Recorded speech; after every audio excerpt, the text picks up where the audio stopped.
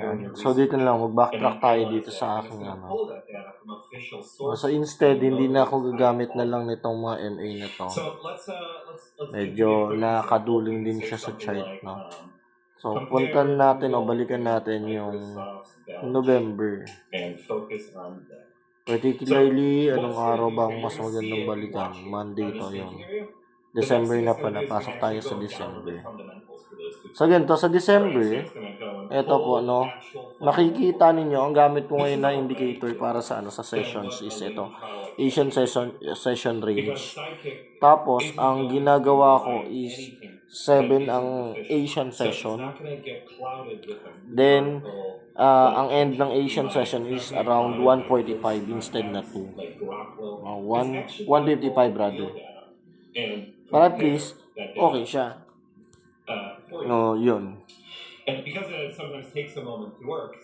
Tapos, sa Asian session po yan, yung atin namang London session will start from 2, tapos mag-end siya ng 6:55.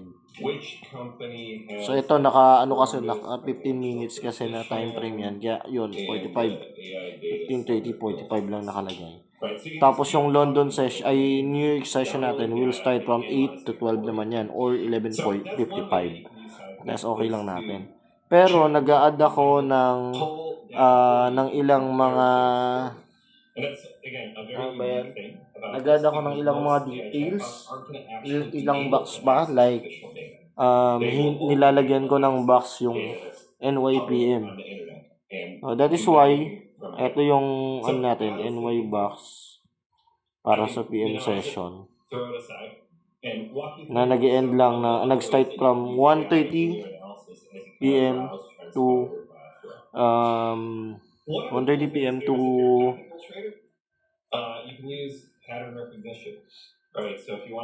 4:55 PM sa NY sa EST po yan. So yan. Ayun, kita nyo naman, di ba? So ganito yung strategy. Strategy natin is liquidity grab plus ang entry natin is sa may order blocks or sa may tier value gap or IFBG na mapoform. Ayun po ang strategy natin. Yan, during this day, kaya po ganun yung oras ng niya, nung niya, ng out niya, kasi merong yan, shortened ang XAU USD during this time. Ayan. Lagyan lang natin o identify lang natin yung high and then low nitong NYPM session natin. Ayan yung high niya. Tapos yung low naman po niya ay dito. Ang strategy natin dito is first to find kung nasaan ang high and then low nung previous na session. Then, the second thing is, pag na-liquidate yon or tinap siya pababa, or yung taas o baba niya, no, magantay tayo na magkaroon ng market structure shift or ng bullish continuation or bearish continuation. Tapos titingnan nyo rin o be mindful din nung flow nung natin, nung market. So mapapansin niyo ang flow nitong market dito is bullish. Yan, bullish siya. No? Higher high, higher low, tapos higher high na naman, then higher low. No? So ibig sabihin bullish siya. Ngayon, ibig sabihin itong low na to na nakikita natin dito is just a pullback.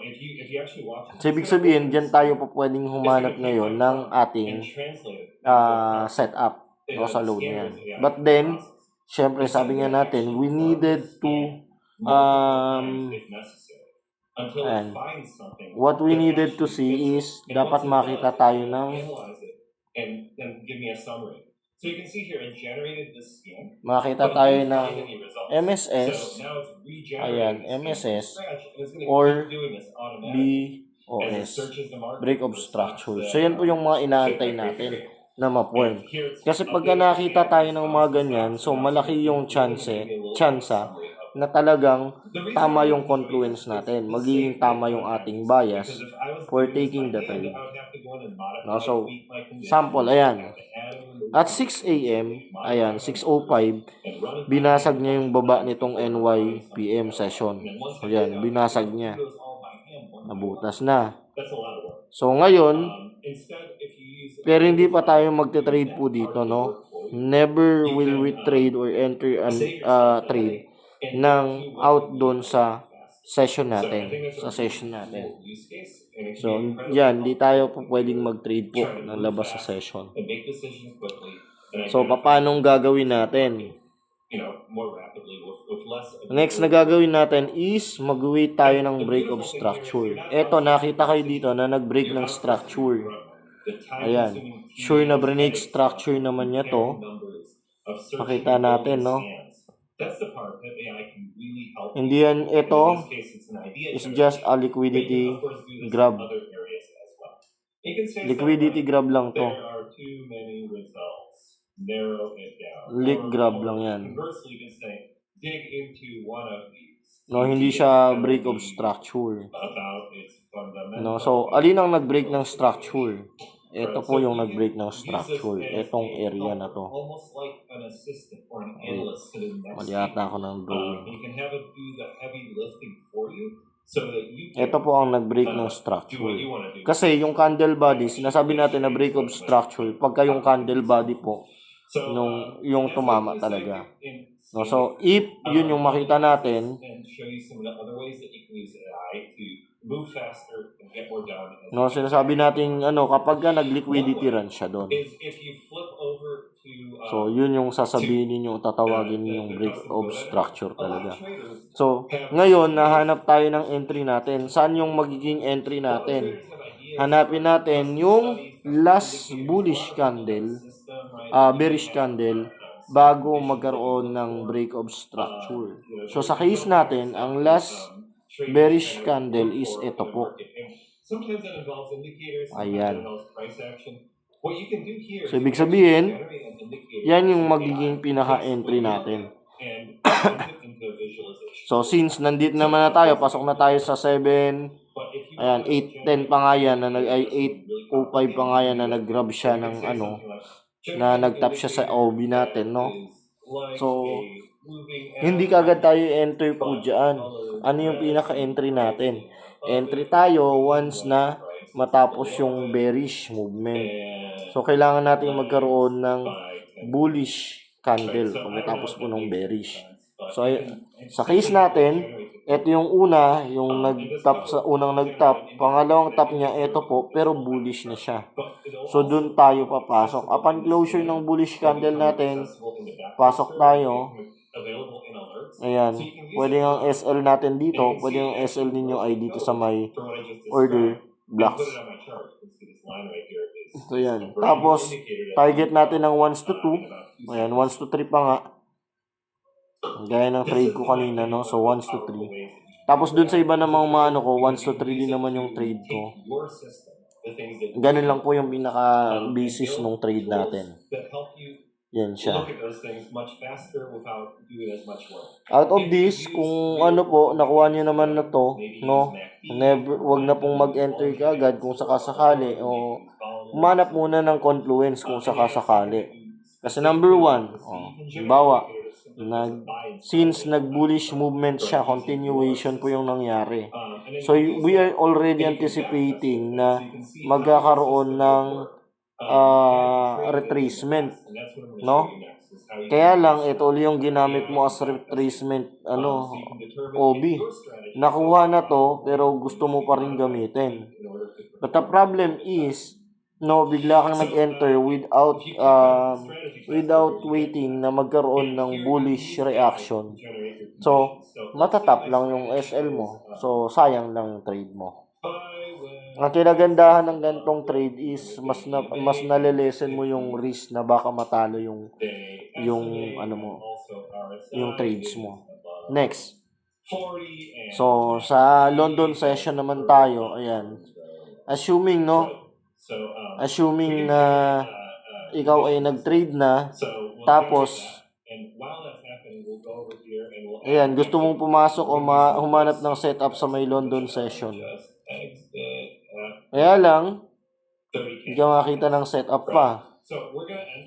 So, again, mag-wait tayo ng London session at around 2 a.m. Sabi nga natin, di ba? Ayan, around 2 a.m. and EST. Ngayon, wala pang break of structure kasi ang last na low, last na high ay ito. So, antayin natin na mabasag muna to bago po tayo humanap ng entry to the upside. So, yan. Antay na magkaroon ng break of structure.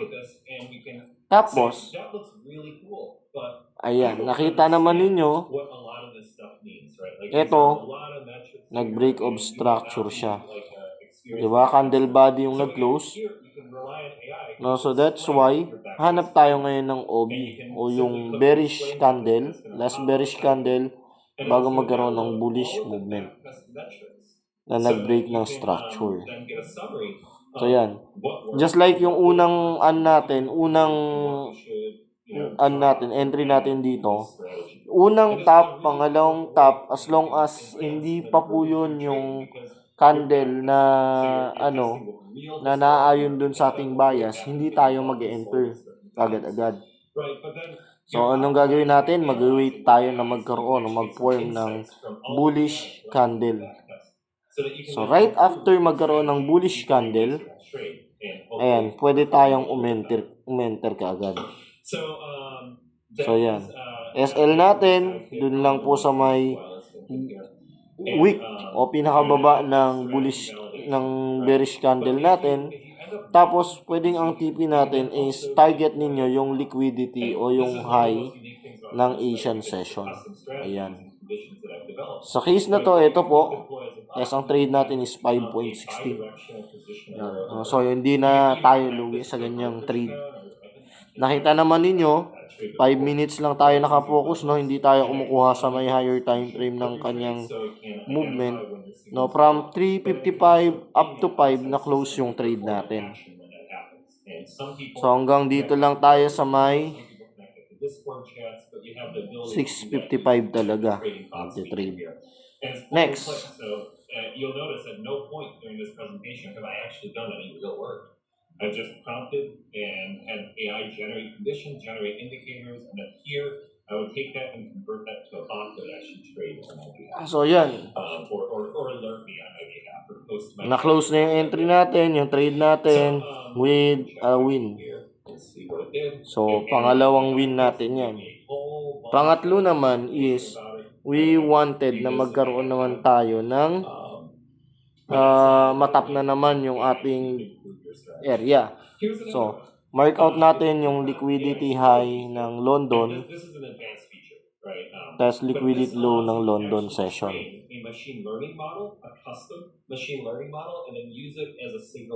Lagi ninyong titingnan kung liquidity grab lang ba o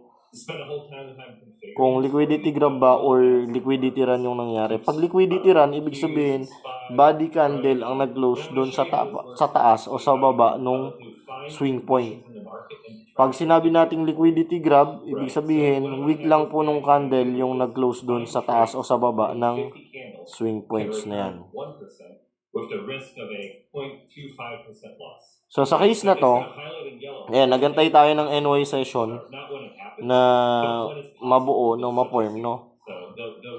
Tapos pagpasok ng NY session, ayan, during 8:40 nagkaroon ng liquidity grab po yan, ha, kasi yung wick ng candle ang tumama. So kaya sinabi nating liquidity grab yung nangyari.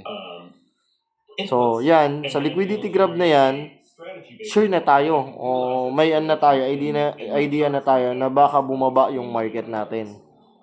Ayun po. Tapos mark out lang natin yung mga natin, yung area natin. No, para mas okay yung ano. So, paano gagawin natin?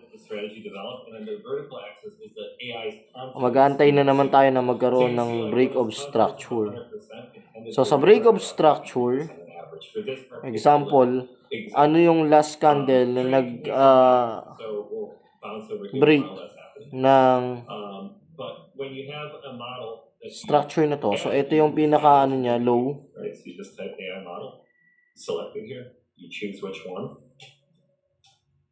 Nasaan ang bullish candle na nag-break ng structure natin?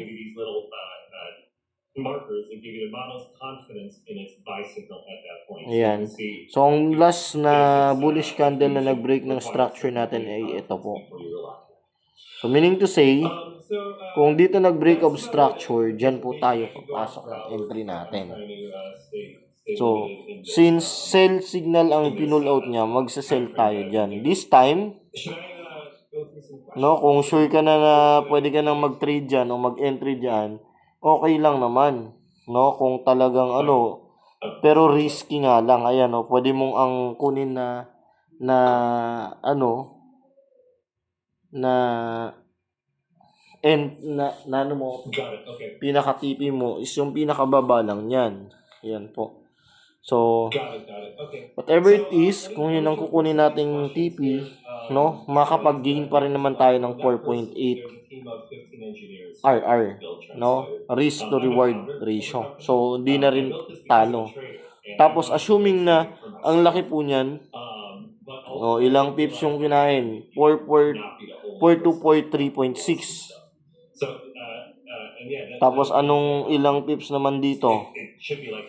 4219. So, imagine 320 pips yung binaba niya. So, hindi na tayo talo dyan. Yan yung pinaka niya. Hindi na tayo talo doon. So, if you are trading ng 0.01, bumaba ng ganon, hindi ka natalo sa $32. If you are trading ng 0.1, hindi ka natalo sa $320 na trade.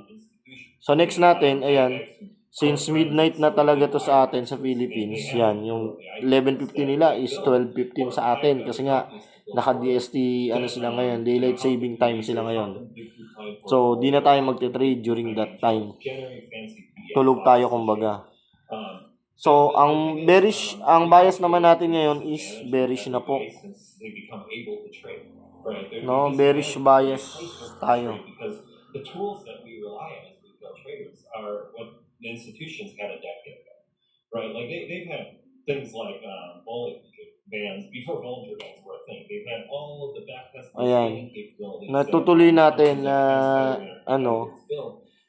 bias natin ay bearish pa rin kasi nga nakita nyo naman yung movement ng market kapag tinignan natin dito from here, ayan, nag-take ng liquidity dito, bumaba, tapos umangat, liquidity grab, ayan, liquidity grab doon,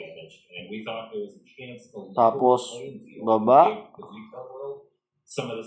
tapos angat na naman, no, baba, then angat na naman ulit. So bearish pa rin talaga tayo. We are still in a bearish movement.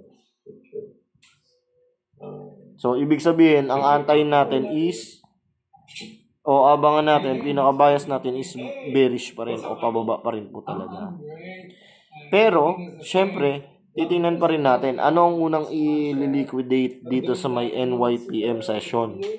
Yung taas ba o yung baba.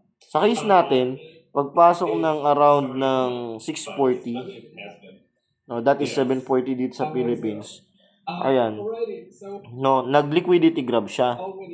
So, titingnan natin anong kasunod na candlestick. Ang kasunod na candlestick niya is a liquidity run. So, hindi ka na naman uli papasok yan. Bearish candle siya, liquidity run. Ibig sabihin, magkakaroon ng continuation sa malamang. Ayun. Magkakaroon ng liquidity continuation, market continuation, no? To the downside. So, tapos niyan, antayin natin yung 7 a.m. 7 p.m. sa kanila. 7 p.m. EST. Ayan. Papansinin, yan, nag-range lang siya ng konti. Tapos, at 7:45 or 8:45 dito sa Philippines, nag-top yung ano natin, no? Nag-top yung market natin doon sa candlestick na yun. Sa low ulit, bumalik siya dun sa low nung NYPM session. No, so diyan pa lang we already have an idea na okay, so babalik pa rin talaga siya doon. No, so unang ano natin is mark natin yung last candle, last bullish candle before the down movement. Ayan. Last bullish candle before the down movement, Ayan po yung pinaka natin. Next. Sabi nga natin, we will enter as soon as ma-reach uli o ma-touch uli yung area na yan. So, sell ang bias natin. Ayan. Dito ako mag-enter. Ang stop loss ko sa itaas lang nung dito lang sa may ano natin, sa may high lang nung swing point natin. Tapos ang TP ko ay yung low mismo nung liquidity, nung ano nito. Ayan, yung low na na-form. So, iraran lang natin. Ayan, kita ninyo 7.55 po siya. Pero if you wanted, kung sakaling, so tingin ninyo, okay na ako dito hanggang dito lang, 4.99 or hanggang dito lang sa 3, 1-to-3 risk reward. Walang problema po. Ayan, halimbawa, yan, dyan lang, 2.77. Walang problema. It's up to you guys naman kung paano po kayo mag-take ng risk ninyo. That's to the movement.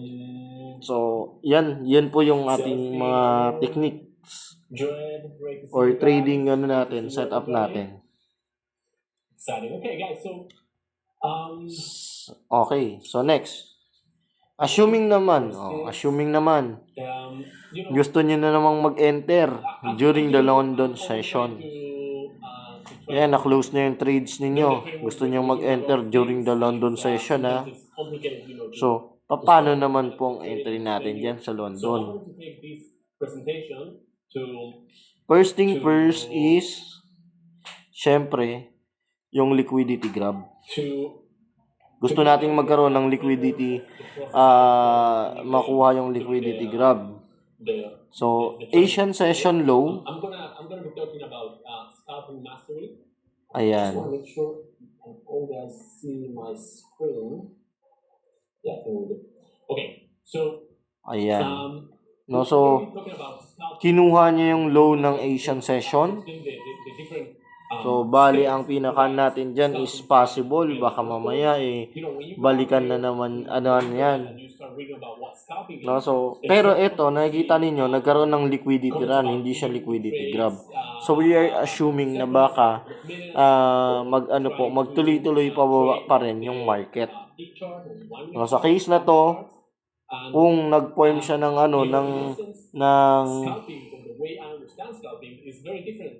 yan, kung nag-form siya ng bullish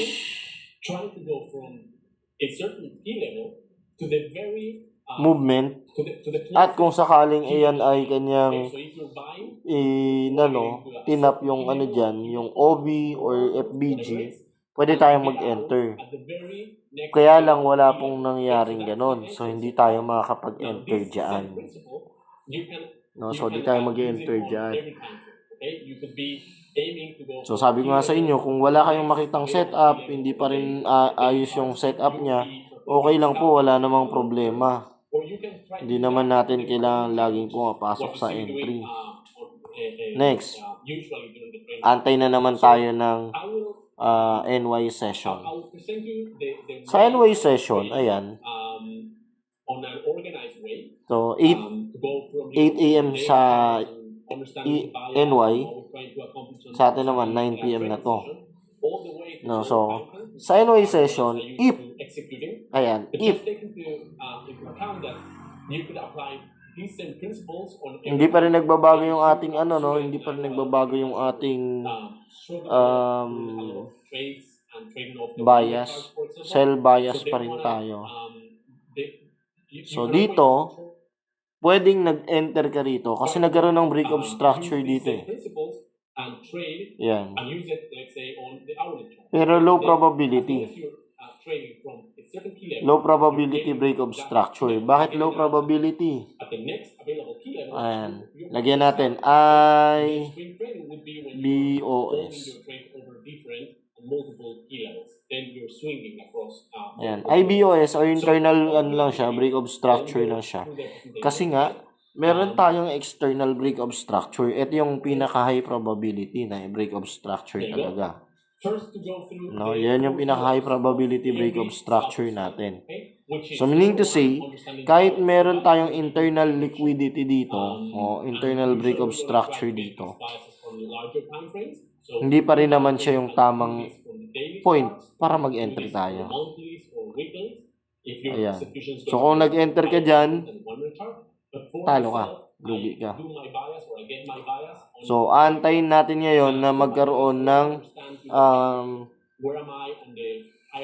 upside movement bago tayo enter. So, halimbawa, to. Pumasok ang 9:30 na naman. Ayan, 9:25, pumasok. Tapos, nag-tap na naman siya pabalik dun sa pinaka-order blocks natin sa taas. No, in-entryan natin kaninang Asian session. O, di maganda. Nag-tap siya, niliquidate lang niya.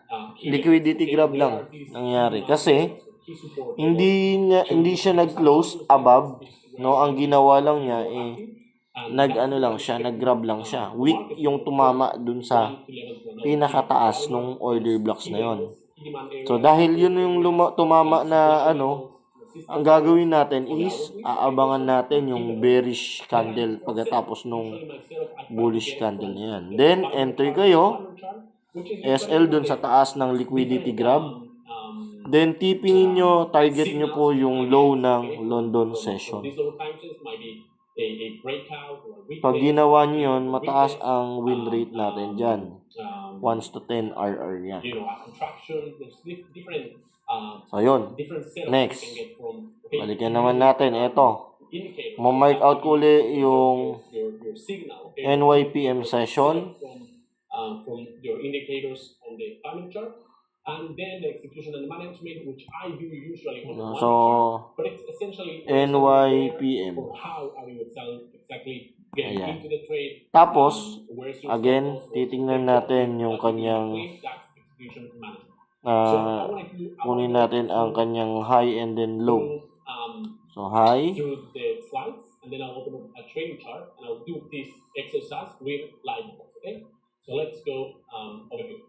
So we spoke about the bias, okay? The bias, I wanna do it on large time frames. I do it from the daily charts, and basically what we want to understand is so, ayan the po. overall large money is on a ngayon, sa case natin dito, no, ang titingnan natin is alin ang unang itatap niya. Kasi medyo magulo na yung natin dito, yung magiging bias natin.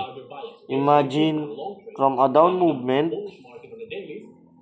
ito yung pinaka-range ng down movement during the NY session. Tapos biglang umangat papunta dito. No, nag-form ng higher high, higher low, higher high na naman, then higher low, tapos higher high na naman. No, so ibig sabihin, medyo ranging pa yung market, pero sa loob, sa internal is naka-bullish movement siya. Okay? That is why, tingnan natin kung paano gagawin niyang galaw sa London, sa Asian session ng December 3 rather. So nakita ninyo, no? Hindi liquidity grab ang ginawa niya rito. Ito liquidity grab. So tingnan natin, pero dahil hindi pa naman siya during the Asian session time, hindi tayo mag-enter. Pero dito sa 6:45 natin, nakita ninyo na nag-liquidity run siya. So ibig sabihin, we are assuming na paangat yung market natin. Ayun po. No, we are assuming na paangat yung market natin dyan sa area na yan. So ngayon, hanapin natin ngayon yung pinaka-last candle na nag-break ng structure. Last bearish candle, nag-break ng structure, ito. Ayan. Ngayon, happening as we speak, and we'll be able to do this exercise together. Okay, continue. We go to the hourlies. Okay, I go to the hourlies. You can see me doing that on the trading rooms every Wednesday. And we want to mark the key levels. Now, what are these key levels? Ngayon, no, dahil yan yung breakups yung natin, yan yung OB natin, kung tawagin, na nag-break ng structure dito. At ito kasi yung candle na nag-break ng structure. Ang gagawin natin ngayon, antayin natin may mag-top. Ayan. Imagine, 705 or 805 dito sa Philippines, umenter ka. O di, wrong. Kasi inabangan mo yung yung bullish. Ayan, talo ka. Imagine here, enter ka. Ano ka dyan, trade ka dyan. Na na SL ka, 1-3, 1-2, or ito, SL ka. Try natin 1-3. Stop out ka. Next, may bearish candle na naman. Pero, pagkatapos ng bearish candle, bullish na naman. Enter ka na naman. Tapos SL mo dito lang. No? Tapos, target ka uli ng 1-3. Wala nang makabawi. Talo na naman. Ilang movement lang. Tapos, ito na yung pinaka-okay. No, so inantay niya na balikan, no, ito yung titingnan ninyo. Isa sa mga pinaka-critical din. Tingnan niyo rin kung malaki yung gap. Sa case na to, ang laki ng gap, oh. Inantay niyang balikan muna tong area na to bago siya nag-trade in dun sa market natin. Tapos may kita ninyo, nag-open ang market dito. So, meron tayong naiwan na malaking imbalance dito. So, ito yung pinaka-binalikan niya kasi hindi pa binabalikan yung imbalance dito sa baba. Ayan. So, if you are planning to trade here, no, halimbawa, nag-top in. Alin ang nag-top in? Ito, nag-top in. Dapat, ang ginawa mong entry dito is, example, ito yung entry natin. Ginawa mong entry dyan is dito yung SL, no? Tapos target ka ng 1:2, o di mas okay yung naging trade mo. Or just to be safe, nag-top siya ng buong buo dun sa may last bearish candle bago itong candle na to sa may 605. Edi mas better kung dito ka nag-enter. SL below, target mo to. Or target mo tong high lang nito. No? 1:2 na yun. Di mabilis lang yung galawan. Tapos ka ng 10 minutes lang. Tapos yan na trade. Pero dito kasi, matapos ka, nag-enter ka ng around 7:35, matapos ka ng 9:30. Ngayon naman yung galaw niya. Next. No clear pa rin tayo, movement pa rin tayo, ha, kasi naka-range pa rin. Hindi siya price action. nag-tap sa taas nito ng NYAM session niya, In this case, we anticipate no, hindi niya tinake out yon. So in this case, the compression So, pwede rin natin gamitin as key level, that's liquidity entry itong so nandito. now, I go Ayan, to order blocks execution. din naman to. Order blocks na naman Now, din kasi to. execution is where am I, where and how am I going in? You know, to execute a trade, you can use sell limits, sell stops. No, so order blocks din siya. Everything Pwede comes natin down gamiting to, entry. how much confirmation you're looking for. Because sometimes when you're looking for that confirmation, okay, the confirmation might be So bearish pa rin tayo. okay, Hindi naman siya nagkaroon ng liquidity run. Hindi rin nagkaroon ng liquidity grab. So nagtap lang siya sa OB. Nung pagtap dyan, ayan, when you inside this, hindi tayo papasok dito. and after the engulfing candle, Hindi tayo papasok dito. okay, which is valid. Ang magiging entry natin ay after ng candle closure dito. Okay? Usually the engulfing Ito, might candle be closure nito. candle that So, gives you magsisell tayo dyan. clarity or more, win rate. Pwedeng ganon. But you give it off on a very Tapos, entry. SL dito sa may taas nito. Always good as long as you Then, understand the difference. target natin is yung baba lang nitong Okay? So, area in na your to. strategy, plan, Or, you need to understand para where mas safe you want tayo, for your mag-antay kayo magkaroon ng bullish, ng bearish, break of structure. So, yan, BOS yan. In each case, you can use penny orders or just get into the market. If you're available to Tapos, the charts, hanapin nyo lang yung last bullish candle bago magkaroon ng break of structure. Ito tayo. wait for the trigger or you set an alert and then wait, you know, to let the price revisit your key area and then going in. Ayan. We want to make sure. So, alin yung nag-top? Getting out of the trade. Tingnan lang natin ano yung magiging price action or price movement niya. Tapos tsaka mag-sell dyan pag na-form na yung pinaka-bearish candle na sa tingin mo, yun yung pinaka-ano niya. So, limbawa, dito ako nag-enter. Ayan. Ito, a candle closure nito. Ayan. No, ang idea ko dito, kapag akong nag-enter kasi is, ito ang aking entry. Pero ang SL ko, pwedeng ito. Ayan, angat ko ng konti doon. Tapos, ang TP ko ay yung baba lang dito na na-form.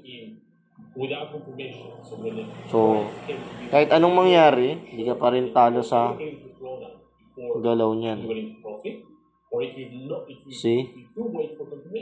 Diba? Yung stop loss mo is tight lang din siya. Maliit lang yung stop loss. Pero at the same time, kahit maliit ang stop loss natin, yung ating rewards is mataas. So, yan. Next natin is London session. We wanted na magkaroon ng So in this example, we have a strong support here or demand area here. So break of ng liquidity grab. So, yan. Pero eto, liquidity rin ang ginawa niya. Kumuha ng enter dito. So, may area na to. Enter dito. Tapos bumaba pa ulit. No clear movement pa rin. Again, liquidity naman, run. Break of structure sa baba. Ayan. Tapos, ayan, bumaba. Pero, next, nag-tap na naman siya dito. Liquidity run na naman ang ginawa niya. So, break of structure pababa. Next, take profit. And then the market do the things. And by this moment, we don't care anymore about the trade because we already took our profit. Then, after nyan, nagkaroon tayo ng keep a very high because I'm constantly putting money into my accounts. Break of structure to the upside. For the next setup available. Okay? Ito yung last low niya. This is the explanation. Now let's go to live markets. Ito yung last low niya. To practice, okay, or to do the exercise together. Just remember, Hindi na nag-form ng pataas. scalping is Or pwedeng ito yung last low niya, nandito. Ayan.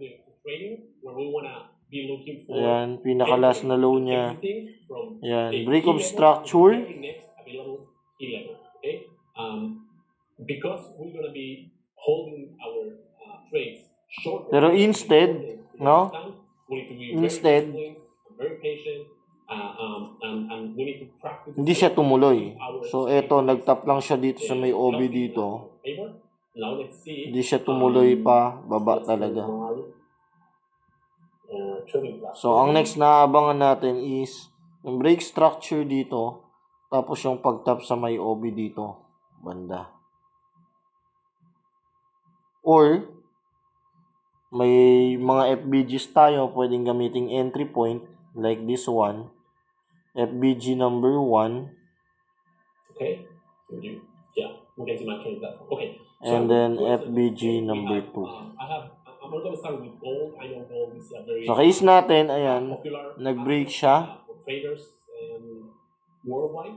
So, No, nag-break siya. Kumuha ng liquidity. from the daily chart. Ayan. Okay? Pwede kang mag-entry before anything dito. happens in the market and the chart, I zoom Ayan. out a little bit. Nag-break of structure. Tapos, nag-tap sa may FBG rather. Tapos, biglang nagkaroon tayo ng dito, ng bearish movement to the upside. Pwedeng ito yung maging entry natin. Ayan, or dun sa candle body lang ng ano. Tapos, target mo, ang targetin natin is yung liquidity high nitong ating Asian session. Bawa, ito yung liquidity high ng Asian session. Ito yung liquidity high ng Asian session. Pwede pong yun yung targetin natin. So, dito lang, 6.15 na yung RR natin. Next. Assuming na target natin ang Asian session na nag-grab na. Papasok ka na naman sa may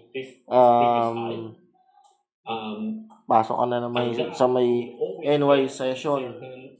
So, 8 p.m. Ayan. Tapos nagkaroon ng break of structure to the upside.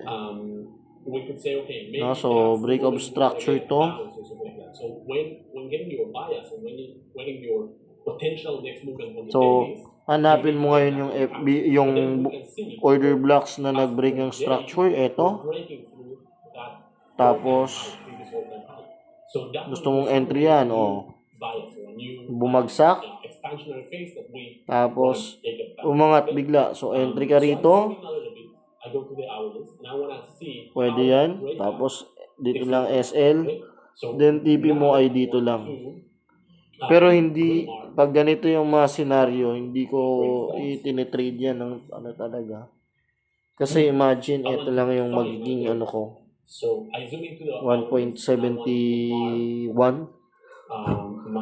lang yung magiging aking reward after trading this setup.